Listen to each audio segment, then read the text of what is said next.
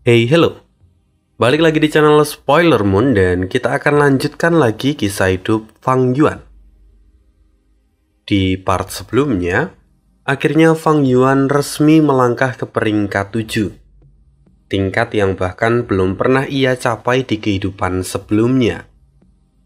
Ini merupakan sebuah pencapaian yang besar dan bahkan sampai membuat Fang Yuan itu sangat emosional. Ya, satu langkah lagi. Satu langkah lebih dekat dengan puncak budidaya yang pernah tercatat di dalam sejarah. Mari kita sambung lagi kelanjutan kisah hidup Fang Yuan di part 244. Setelah mencapai peringkat 7, tentu Fang Yuan juga menjadi salah satu elit di antara para immortal. Jika immortal peringkat 6 melihatnya, maka setidaknya mereka harus menundukkan kepala. Terlebih, dengan kekuatan Fang Yuan, hanya sedikit orang yang berada di peringkat 7 yang bisa bersaing dengannya. Bahkan menurut Fang Yuan, Judu masih ada di bawahnya dalam hal kekuatan bertarung. Meskipun Fang Yuan tidak perlu terlalu merisaukan Judu, karena Judu adalah sekutunya saat ini. Yang lebih penting lagi, sekarang apertur abadi Fang Yuan mulai menghasilkan esensi abadi kurma merah.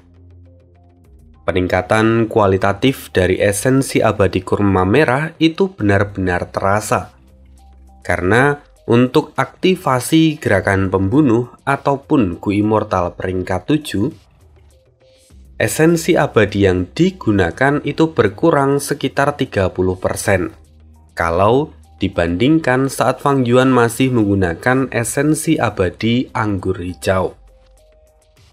Karena perbedaan yang signifikan ini, Fang Yuan pun berencana menggabungkan esensi abadi anggur hijau yang masih ia miliki. Sementara itu saat ini, pertandingan di dataran darah masih terus berlangsung. Kejutan yang diberikan oleh Fang Yuan jelas membekas di benak semua orang. Namun, kompetisi tetap harus dilanjutkan.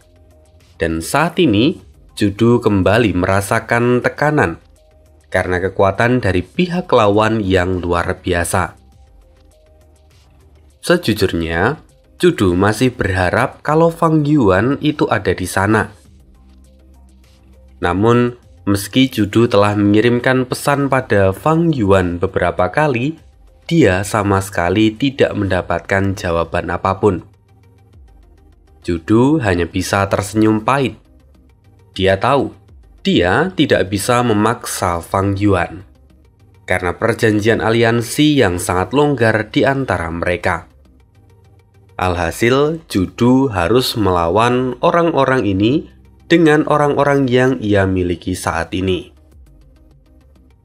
Sementara itu, saat ini Fang Yuan sudah kembali ke tanah terberkati Langya.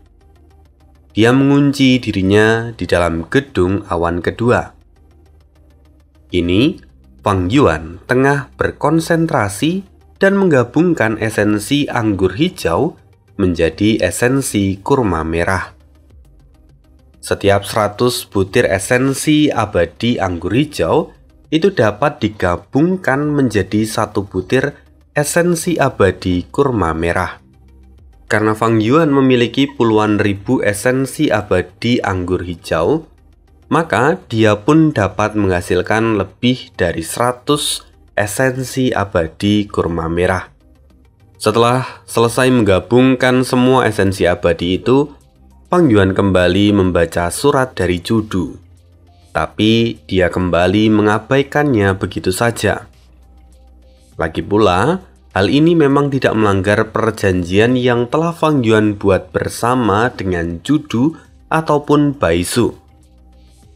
Fang Yuan sadar benar dengan niat di balik lahirnya kompetisi ini.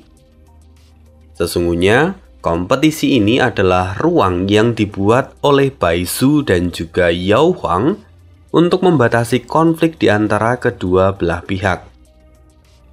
Lebih jauh lagi, Tujuannya adalah untuk meminimalisir kerugian di antara kedua belah pihak.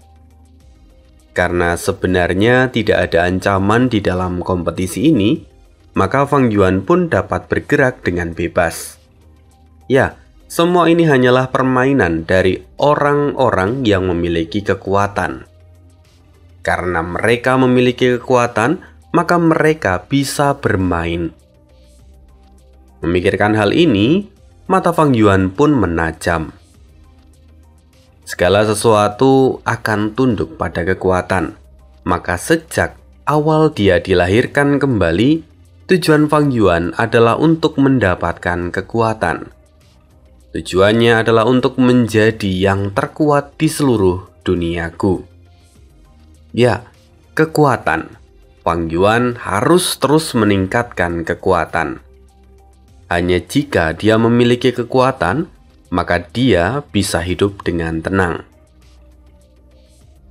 Fang Yuan kemudian menyeringai. Kompetisi ini tidak menarik minatku. Aku memiliki tubuh abadi berdaulat. Aku membutuhkan apertur abadi untuk meningkatkan kultivasi dan kekuatanku. Ini adalah jalan pintas yang bisa kuambil. Karena itu, aku memerlukan pembantaian. Aku ingin kekacauan. Semakin kacau, semakin baik. Pikiran jahat pun muncul di benak Fang Yuan. Dia tidak lagi berminat untuk pergi ke dataran darah. Kali ini, dia kembali meninggalkan tanah Langya dan diam-diam memasuki wilayah dari klan Liu. Zona pemakaman tulang. Tempat ini adalah wilayah yang dipenuhi dengan tumpukan tulang putih yang tak terhitung jumlahnya. Bukan hanya tulang manusia, melainkan banyak juga di antara mereka yang merupakan tulang dari para binatang buas. Mulai dari yang ukurannya kecil sampai sebesar bukit. Di tengah-tengah tumpukan itu, terlihat seorang immortal yang berdiri dan memperhatikan lingkungan di sekitar. Immortal itu bernama Liu Yong, seorang immortal peringkat 6 dari jalur perbudakan dan berasal dari klan Liu. Saat ini dia sedang memanipulasi 6 anjing pemburu bersirah tulang. Dia sedang mencari tulang untuk digunakan sebagai pengganti dari sirah-sirah anjing miliknya. Tulang putih ini seperti tulang ular, lunak dan tidak bisa digunakan. Kurang bagus kalau aku menggunakannya sebagai sirah. Yang ini adalah tulang racun. Liu Yong kini tampak sibuk melihat-lihat tulang yang ada di depannya. Namun, tiba-tiba matanya menajam. Dia merasakan bahwa ada sesuatu yang akan datang. Dan kemudian terjadi ledakan besar. Apa yang terjadi? Formasi defensif dari klan sedang diserang. Siapa yang berani menyerang wilayah klan Liuku? Liu Yong seketika menjadi waspada. Bagaimanapun klan Liu adalah klan nomor 1 di dataran utara. Jadi, normalnya tidak akan ada yang berani menyerang klan Liu. Jadi, normalnya tidak akan ada orang yang berani menyerang klan Liu. Sesaat kemudian, Liu Yong akhirnya menemukan pelaku dari serangan tadi. Matanya pun memadat saat dia melihat seekor naga perak yang terbang di udara. Wajahnya pun pucat pasi saat ingat informasi yang belum lama ini ia dapatkan dari para seniornya yang ada di dataran utara. Itu naga perak, Liu Guanyi. Liu Yong pun tertegun. Kini jantungnya berdebar kencang dan tubuhnya bergetar hebat. Tapi kini dia berusaha untuk menenangkan dirinya sendiri. Tenanglah bodoh. Kita harus menghentikan orang ini. Kalau tidak, tanah kita akan dirusak olehnya. Di saat yang sama, sisi lain dari dirinya memaki dirinya. "Tenang pantatmu, itu adalah Liu Guanyi, orang yang telah membunuh Ye Lui Gunsing. Kau bukan tandingannya. Lari!" Ini Liu Yong pun bertengkar dengan dirinya sendiri. Dan saat itu Fang Yuan sudah semakin dekat. Liu Yong pada akhirnya memberanikan diri meski dengan tubuh bergetar. "Tuan Liu Guanyi, mengapa Anda datang ke wilayah klan kami?" Bukankah sudah jelas?" Fang Yuan menyeringai dengan wujud naga miliknya. "Maafkan saya, tapi saya tidak memahami maksud Anda," tanya Liu Yong yang gemetar ketakutan. Fang Yuan tidak menjawab lagi. Dia bergerak secepat kilat dan memotong tubuh Liu Yong. Liu Yong sama sekali tidak bisa menghindar, dan dia mati tanpa bisa melawan. Fang Yuan pun menyeringai. Menyedihkan. Klan Huang Jin berkuasa terlalu lama. Tidak heran kalau ada beberapa yang membusuk di dalamnya. Mereka tidak ada bedanya dengan 10 sekte kuno. Sama seperti kata pepatah bahwa semakin besar pohon, maka daunnya pun semakin lebat. Dan di dalamnya pasti ada daun yang layu serta busuk. Saat Fang Yuan memikirkan ini, dia pun tiba-tiba mendengar suara gonggongan anjing. Fang Yuan menoleh dan rupanya anjing-anjing itu adalah anjing pemburu bersirah tulang milik Liu Yong, yang mana mereka semua berada di tingkatan binatang buas kuno. Fang Yuan pun menyeringai. Dia langsung bergerak dan menangkap mereka semua, lalu memasukkan mereka ke dalam apertur abadi miliknya. Bagaimanapun ini adalah kebetulan, dan Fang Yuan memang sedang membutuhkan kotoran anjing dengan tingkat binatang buas kuno. Dia membutuhkan itu untuk memberi makan Gu keberuntungan kotoran anjing. Karena itu, meski hanya beberapa, tetapi jarahan ini itu sangat berharga. Setelah itu, Fang Yuan pun kembali ke tubuh Liu Yong. Dia menyegel tubuh Liu Yong dan menghambat kecepatannya agar tidak langsung berubah menjadi tanah terberkati. Dan setelah itu, Fang Yuan menyimpan tubuh Liu Yong untuk saat ini. Setelah itu, Fang Yuan dengan cepat meninggalkan tempat itu. Dia kini berencana untuk menuju lokasi kedua dari klan Liu, Lubang Cahaya Giok. Dan tidak butuh waktu lama, Fang Yuan pun akhirnya tiba. Di sana, Fang Yuan langsung bertemu dengan Liu Luo, seorang immortal peringkat 6. "Bajingan itu adalah Liu Guanyi. Dia berani menyerang wilayah kekuasaan kami." Liu Luo terlihat sangat marah, tapi juga ada jejak ketakutan di wajahnya. Sementara itu, para immortal lainnya pun terlihat panik. Mereka juga segera mengirimkan pesan kepada para saudaranya yang ada di dataran darah. Liu Luo segera mengaktifkan gerakan pembunuh medan perang miliknya. Medan perang itu mirip seperti gerakan pembunuh milik perilisan, di mana tumbuhan segera memenuhi area itu dan membentuk hutan yang besar. Sementara itu, Fang Yuan tidak terlalu memperdulikan mereka. Kali ini, kedatangannya adalah untuk merampok tempat itu. Fang Yuan mengumpulkan banyak sekali sumber daya serta Gu yang kemudian ia masukkan ke dalam apertur miliknya. Sementara itu para immortal dari klan Liu hanya menonton dari kejauhan. Mereka juga takut untuk bergerak, karena kultivasi mereka yang lebih rendah. Sampai beberapa waktu kemudian, akhirnya Liu Chang yang sebelumnya ikut ke dataran darah pun kembali. Liu Luo yang adalah adiknya tentu sangat gembira ketika Liu Chang kembali. Namun sayang sekali bahwa Fang Yuan kini sudah lari tunggang langgang. Dia tahu bahwa jika harus berurusan dengan Liu Chang serta beberapa immortal sekaligus, itu akan sangat merepotkan. Jadi Fang Yuan pun lari dengan tetap menggunakan wujud naga perak serta dikombinasikan dengan pedang lolos. Fang Yuan bergerak dengan sangat cepat. Bahkan saat Liu Chang hendak mengejarnya, Fang Yuan sudah tidak terkejar lagi.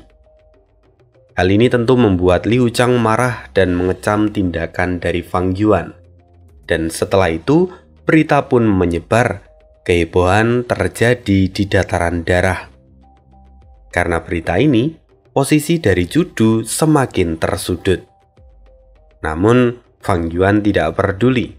Dia kini kembali ke tanah Langya. Melihat Fang Yuan yang kembali, rambut keenam pun tampak kesal. Terlebih melihat perkembangan Fang Yuan belakangan ini menjadi sangat cepat. Sialan, kuharap Raja Walinya mati kelaparan, kata rambut keenam karena terlalu frustasi. Rambut keenam memang tidak mengetahui detail dari kekuatan Fang Yuan. Karena itu, dia berpikir bahwa perkembangan Fang Yuan belakangan ini karena keberadaan Raja Wali yang adalah peringkat 8. Selama Raja Wali itu masih ada, maka perkembangan Fang Yuan akan terus meningkat. Itulah yang dipikirkan oleh rambut keenam. Maka dia mendoakan supaya Raja Wali Fang Yuan itu mati kelaparan. Kata-kata rambut keenam ini memang bukan tanpa dasar, karena makanan dari Raja Wali itu sendiri adalah kristal surgawi, dan untuk mendapatkannya juga sangat susah. Maka kalau Fang Yuan tidak bisa mendapatkan kristal surgawi, Raja Wali pun akan mati kelaparan. Ini juga yang saat ini menjadi pemikiran Fang Yuan. Dan bahkan setelah dia tiba di tanah Langya, Fang Yuan segera menemui Langya untuk kembali menukarkan poin kontribusi miliknya dengan kristal surgawi Langya. Dan setelah selesai, Fang Yuan pun kembali ke gedung awan kedua. Dia membuat formasi di dalam apertur abadi miliknya. Formasi itu adalah formasi dari warisan Heifan, yang mana formasi itu sebelumnya Fang Yuan gunakan untuk mempercepat pertumbuhan Raja Wali. Tapi kali ini dia menggunakannya dengan cara yang terbalik, yaitu untuk memperlambat pertumbuhan dari Raja Wali. Dengan begitu, maka Fang Yuan dapat menghemat kristal surgawi dalam jumlah yang besar. Setelah selesai membuat formasi itu, Fang Yuan tidak membuang waktu sama sekali. Kira-kira 3 hari sejak kedatangannya, Fang Yuan kembali meninggalkan tanah Langya. Dia mencari tempat untuk meletakkan apertur milik Liu Yong yang sebelumnya ia bawa. Dan setelah menemukan tempat yang aman, Fang Yuan melemparkan potongan tubuh Liu Yong, dan dalam sekejap tanah terberkati pun terbentuk. Lalu pintu masuknya juga terbuka. Di sana, Fang Yuan bertemu dengan roh tanah. Roh tanah mengatakan bahwa syarat untuk menjadi tuannya adalah memberikan 10 binatang buas kuno untuk ditempatkan sebagai penjaga dari tanah terberkati ini. Mengumpulkan 10 ekor binatang buas kuno bukanlah masalah untuk Fang Yuan. Lagi pula, dia sudah memilikinya di dalam apertur yang ia miliki saat ini. Dalam sekejap, Fang Yuan mengeluarkan binatang buas kuno dari aperturnya dan kemudian ditempatkan di tanah terberkati Liu Yong. Oleh karena persyaratan terpenuhi, maka Fang Yuan pun mendapat pengakuannya. Dan Fang Yuan sekali lagi kembali melahap tanah terberkati milik Liu Yong. Setelah melahap tanah terberkati milik Liu Yong, Fang Yuan menyadari sesuatu. Sepertinya setelah aku naik ke peringkat 7, tidak ada gunanya lagi untuk melahap peringkat 6. Kenaikanku tidak terlalu signifikan, kata Fang Yuan. Kali ini, dia bisa merasakan bahwa dia hanya melewati satu bencana duniawi setelah melahap tanah terberkati milik Liu Yong. Sepertinya aku harus mulai melirik ahli peringkat 7, gumam Fang Yuan. Namun, Gu Immortal peringkat 7 adalah para elit, yang jumlahnya tentu tidak banyak. Dan itu bukanlah perkara yang mudah untuk menaklukkan mereka. Apalagi untuk melahap tanah terberkati peringkat 7, Fang Yuan sendiri harus memiliki pencapaian di tingkat Grandmaster pada jalur yang sama. Itu jelas semakin mempersulit peluang Fang Yuan untuk mendapatkan mangsanya. Ini sepertinya akan sedikit sulit. Haruskah aku pergi ke perbatasan selatan sekarang? Fang Yuan berpikir sejenak, sembari mengupdate informasi tentang kondisi dari dataran utara. Saat ini, Fang Yuan dikecam oleh semua orang. Bahkan Judu dan Bai Zhu pun disudutkan karena tindakan Fang Yuan sebelumnya. Bagaimanapun, tindakan Fang Yuan itu sama sekali tidak mencerminkan ahli dari jalan kebenaran. Maka, baik Judu ataupun Bai Zhu setelah itu mengambil keputusan bahwa Fang Yuan yang melakukan semua itu bertindak atas kehendaknya sendiri. Dia sudah berlebihan dan membuat banyak kerugian. Karena itu, Sekte Chu juga melepaskan jabatan Fang Yuan dan kemudian menganggap Fang Yuan sebagai penjahat. Semua orang sepakat untuk menjadikan Fang Yuan sebagai buronan. Namun, meski di permukaan Judu menunjukkan permusuhan pada Fang Yuan, tapi di balik layar, Judu masih tetap membangun hubungan baik dengan Fang Yuan. Bahkan semua berita ini juga Fang Yuan dapatkan melalui tangan Judu. Fang Yuan yang membaca surat dari Judu bergumam, sangat tegas. Tapi apakah Fang Yuan peduli dengan semua kondisi ini? Tentu tidak. Bahkan sebenarnya tanpa Judu ataupun Bai Zhu, Fang Yuan masih bisa berjalan santai di dataran utara. Karena yang mereka lawan adalah Liu Guanyi. Sementara Fang Yuan dapat menggunakan wajah familiar dan kembali mengubah penampilan serta namanya sendiri. Ya, itu kalau dibutuhkan. Tapi karena sekarang Fang Yuan berniat untuk meninggalkan dataran utara, itu tidak diperlukan untuk saat ini. Fang Yuan berkata, "Perbatasan selatan, aku kembali." Setelah itu, Fang Yuan pun pergi meninggalkan tanah Langya. Dia menghabiskan lebih dari 10 hari untuk melintasi dataran utara hingga akhirnya mencapai dinding regional dari Laut Timur. Selama 10 hari itu juga, Fang Yuan terus merasakan bahwa kekuatan dari Gu batas gelap yang melemah. Ini adalah reaksi yang normal akibat ada orang yang tengah melakukan deduksi padanya. Ya, wajar kalau ini terjadi karena Fang Yuan telah menyebabkan kekacauan di dataran utara. Jadi, banyak orang yang ingin mengetahui lokasinya serta ingin menangkapnya. Salah satunya adalah orang-orang dari klan Liu yang mengalami kerugian besar akibat tindakan Fang Yuan. Fang Yuan terus melanjutkan perjalanannya dan dia akhirnya melintasi dinding regional. Sama seperti sebelumnya, Fang Yuan tidak mengalami penolakan di dalam dinding regional. Dia dapat melewati dinding regional dengan tenang. Kemudian, saat Fang Yuan tiba di Laut Timur, seketika auranya pun berubah menjadi aura dari seorang immortal yang berasal dari Laut Timur. Ini bukan karena efek wajah familiar, tetapi ini adalah karakteristik dari tubuh abadi berdaulat miliknya. Kemudian, Wang Yuan pun kembali melanjutkan perjalanan hingga dia mencapai area yang dekat dengan aliran laut yang bergejolak. Wang Yuan berhenti di tempat di mana dulu dia membunuh Liu Qingyu.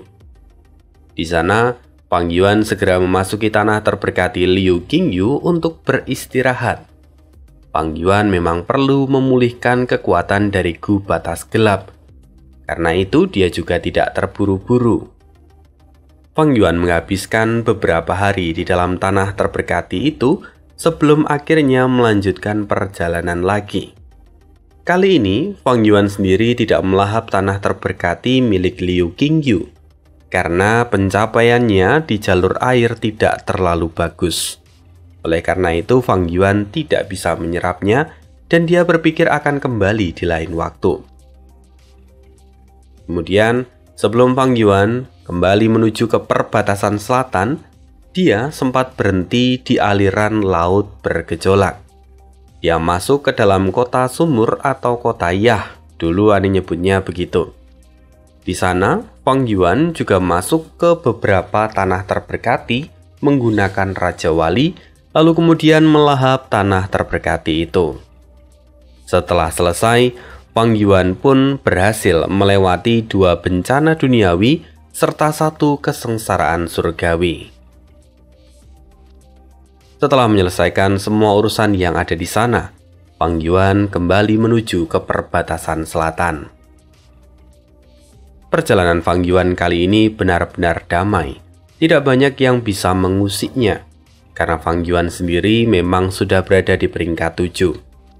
Selain itu, karena efek Gu Batas Gelap, kehendak surga pun kesulitan dalam membuat jebakan untuk Wang Yuan. Apalagi Wang Yuan sering mengambil jalan memutar. Sampai akhirnya, Wang Yuan tiba di perbatasan selatan. Saat tiba di sana, Wang Yuan kembali ke arah Gunung Tianti. Dan setelah tiba, Wang Yuan bisa menemukan ada formasi besar yang mengurung tempat itu. Sesungguhnya tempat itu terlihat normal. Kalau Wang Yuan tidak menggunakan Gu investigasi, maka dia pun tidak akan bisa menemukan formasi besar ini. Dan sebenarnya Wang Yuan juga sudah mendengar informasi tentang formasi ini.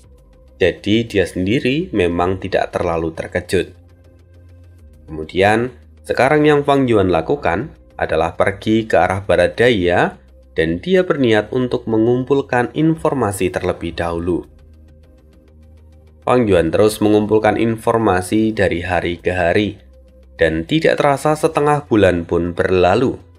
Wang Yuan kini berada di puncak gunung tanpa nama di dekat formasi besar alam mimpi. Dia mengambil wujud seekor monyet jantan dan duduk di atas pohon. Selama setengah bulan ini, Wang Yuan telah mendapatkan beberapa informasi. Salah satunya adalah orang yang membuat formasi besar ini adalah Qi Guyou, tetua pertama dari klan Qi. Selain itu, formasi ini juga disokong oleh 13 immortal lain yang memiliki jalur informasi. Sayangnya, jalur informasi masih menjadi kelemahan bagi Wang Yuan. Maka kalau formasi ini berasal dari jalur informasi, Wang Yuan pun tidak bisa melakukan banyak hal. Ya, walaupun sebenarnya Wang Yuan saat ini juga memiliki gerakan pembunuh dari jalur informasi, tapi gerakan ini tidak cocok untuk menembus dinding formasi ini. Maka, Wang Yuan menghabiskan waktunya di sana untuk terus mencari informasi yang lain. Wang Yuan tidak boleh gegabah, karena formasi ini berhubungan dengan para ahli dari jalan kebenaran. Sementara itu, di saat yang sama, saat ini Bai Ning telah masuk ke gua surga Bai Xiang. Dia juga bertemu dengan roh surgawi Bai Xiang. Aku sudah melewati 30 aula dan tiba di tempat ini. Jadi kenapa kamu masih tidak mengakuiku sebagai tuanmu? Tanya Bai Ning dengan ekspresi dingin. Roh surgawi Bai Xiang memiliki wujud seorang laki-laki tua. Dia tampak menghisap cerutunya dan berkata pada Bai Ning, "Anak muda sekarang sangat tidak sabaran. Sebelumnya, saat kau tiba di tempat ini, aku mengatakan bahwa setelah melewati 30 aula, kau bisa menemuiku. Aku tidak pernah mengatakan kalau aku akan langsung mengakuimu sebagai tuanku. Saat kau tiba di sini, itu hanya membuktikan bahwa kau memiliki kualifikasi untuk menerima tes dariku." "Tes apa lagi?" kata Bai Ning dengan suara dingin. "Kau harus membawa kembali material abadi," jawab roh surgawi. "Material apa?" "Apa kau sebelumnya melihat ada lubang di bagian atas aula?" "Ya." "Nah, tempat itu adalah inti dari rumahku milik tubuh utamaku. Inti itu berbentuk api dan beberapa abad lalu api itu meninggalkan tempatnya. Dia pergi ke wilayah barat dari tempat ini. Di sana ada laut dan biasanya dia akan bermain di tempat itu. Ambil api itu dan aku akan mengakuimu sebagai tuanku," kata roh surgawi. Mengikuti bimbingan dari roh surgawi, Bai Ning pun tiba di garis pantai sisi barat. Di sana, Bai Ning bersembunyi dan menunggu api yang disebut oleh roh surgawi. Selama 10 hari, Bai Ning terus bersembunyi. Dan akhirnya, dia bisa melihat cahaya yang menyilaukan dari tengah laut. Cahaya itu berasal dari gumpalan api kecil berwarna orange kekuningan. Ini cahaya tanda Dao. Api itu bukanlah api biasa. Ini jelas adalah material abadi peringkat 9, kata Bai Ning yang terkejut. Dia bukanlah immortal sejati. Aparaturnya hanyalah aparatur palsu. Dan dengan kemampuannya saat ini, dia tidak akan punya peluang untuk menangkap material abadi peringkat 9 ini. Bai Ning berpikir keras. Kali ini, dia berada di jalan buntu. Setelah beberapa waktu, Bai Ning akhirnya mengambil sebuah keputusan. Dia mengambil resiko dan menggunakan Gu informasi untuk berkomunikasi dengan Ying Wuxie yang berada di luar. "Bukankah sudah kukatakan padamu untuk tidak menghubungiku? Kalau roh surgawi Bai Xiang tahu, maka itu akan merepotkan," kata Ying Wuxie. "Aku tidak punya pilihan lain. Aku dalam masalah. Karena itu aku menghubungimu." "Masalah? Masalah apa?" "Aku diminta menangkap material abadi. Material itu seperti api dengan cahaya tanda Dao yang menyerupai naga terbang. Dia bermain di sekitar air, tapi air-air seolah takut padanya dan membuat selubung di sekitarnya," kata Bai Ning yang menjelaskan. "Apa?" "Jika pikiranku benar, maka itu jelas adalah gelombang naga api yang mengamuk, material abadi peringkat 9, kata Ying Wuxie. "Lantas apa yang harus kulakukan?" Ying Wuxie menghela nafas sejenak. "Ini sangat sulit. Dengan tingkat kultivasimu, hampir mustahil untuk mendapatkannya. Tapi api ini bukan api liar, dan dia pernah ditundukkan oleh Bai Xiang. Karena itu kamu pasti masih punya peluang. Aku punya 3 metode yang harus kamu coba semua. Seberapa besar peluangku? Aku tidak tahu persisnya, tapi kemungkinan itu masih sangat kecil. Semuanya akan bergantung pada keberuntunganmu sendiri," jawab Ying Wuxie. Dalam hati, Ying Wuxie sendiri menghela nafas panjang. Sialan, sepertinya aku harus membantu Bai Ning. Karena kalau dia sampai gagal di sini, maka itu hanya akan mengganggu rencanaku di masa depan. Kembali ke sisi Fang Yuan. Fang Yuan masih dalam wujud monyet jantan yang bertengger di atas pohon. Lalu tiba-tiba muncul 2 orang yang datang ke bawah pohon tempat dia berada. Kedua orang ini adalah para immortal. Salah satu di antara mereka berkata, "Saudara Luo, terima kasih untuk ini." Kemudian yang salah seorang lagi tersenyum. Dia berkata, "Tidak masalah, tapi kamu harus hati-hati. Kalau kamu sampai ketahuan, kamu juga harus menanggungnya sendiri. Itu tidak ada urusannya denganku." Tentu, kata immortal yang pertama. Setelah itu, mereka berdua pun masuk ke dalam formasi. Fang Yuan yang mengamati itu tampak menyeringai. Ini menarik. Fang Yuan menyadari sebuah skema di antara mereka berdua. Akhirnya, Fang Yuan pun menunggu untuk beberapa waktu. Namun kali ini, dia dengan sengaja melepaskan wajah familiarnya dan kini dia melepaskan aura dari seorang immortal. Fang Yuan tahu bahwa pasti akan ada yang menyadari keberadaannya, namun mereka tidak bergerak. Fang Yuan memahami benar pemikiran dari semua orang yang ada di sana, bahwa setelah alam mimpi terbentuk dan formasi besar didirikan di Gunung Yitian, hal ini tentu saja akan memancing banyak perhatian dari para kultivator, baik itu jalan iblis ataupun kultivator tunggal yang bersembunyi. Karena itu, selama Fang Yuan tidak melewati batas, maka tidak akan ada yang bergerak untuk menyerangnya. Fang Yuan kini dengan tenang menunggu di tempat itu. Setelah beberapa waktu, Fang Yuan kembali merasakan kehadiran dari dua orang yang sebelumnya masuk ke dalam formasi. Kali ini, Fang Yuan mengikuti mereka. Dan di tengah jalan mereka pun berpencar. Fang Yuan mengikuti salah satu di antara mereka. Fang Yuan terus mengikuti orang ini dari jarak jauh. Namun, kemudian orang itu pun berhenti dan dia sengaja menunggu Fang Yuan. Fang Yuan pun akhirnya menyusul orang ini. Dan orang ini menatap Fang Yuan. Namanya adalah Jiao Leizi. Dia bertanya pada Fang Yuan, "Teman, kenapa kamu mengikutiku? Apakah ada masalah?" Fang Yuan menunduk dan berkata, "Aku benar-benar minta maaf karena telah mengganggumu. Hanya saja, kamu sepertinya tahu tentang cara untuk memasuki formasi besar yang ada di sana." Jiao Leizi menghela nafas dan kemudian tersenyum. "Sepertinya, berita sudah menyebar.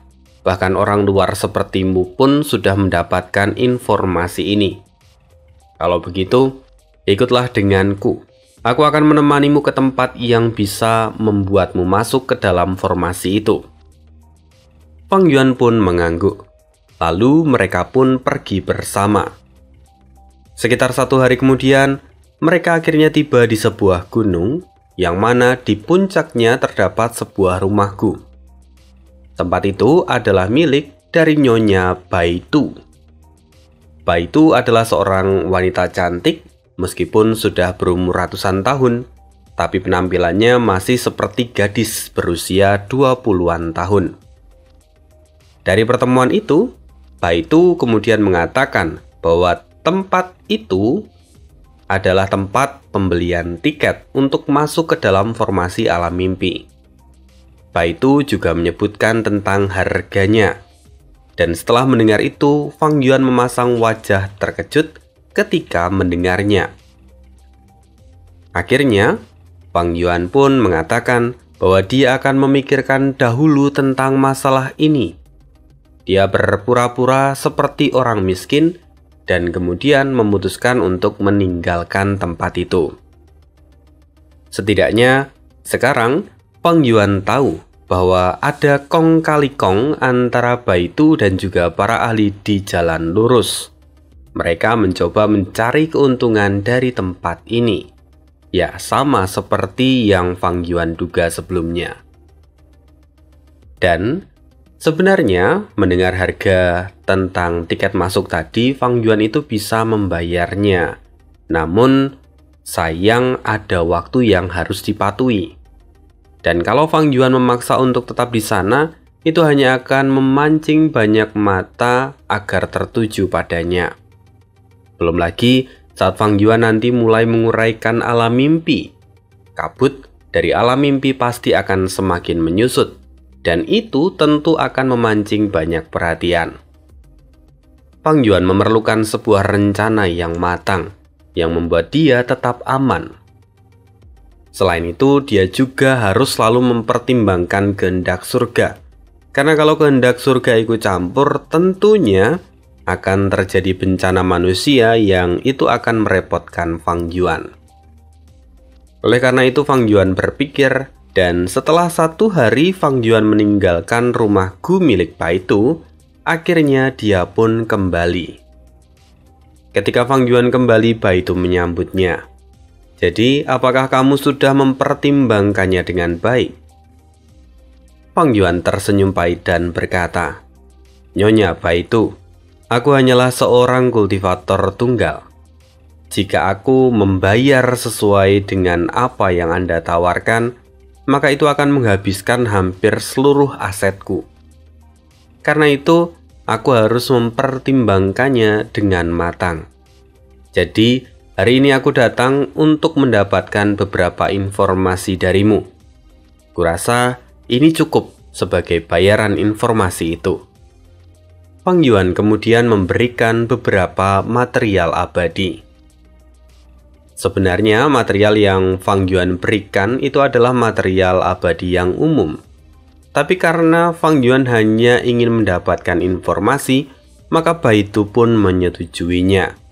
Baitu meluangkan waktu dan kemudian memberikan informasi yang Fang Yuan butuhkan. Dan begitulah kisah hidup Fang Yuan hari ini. Kita akan sambung lagi di next video. Bye.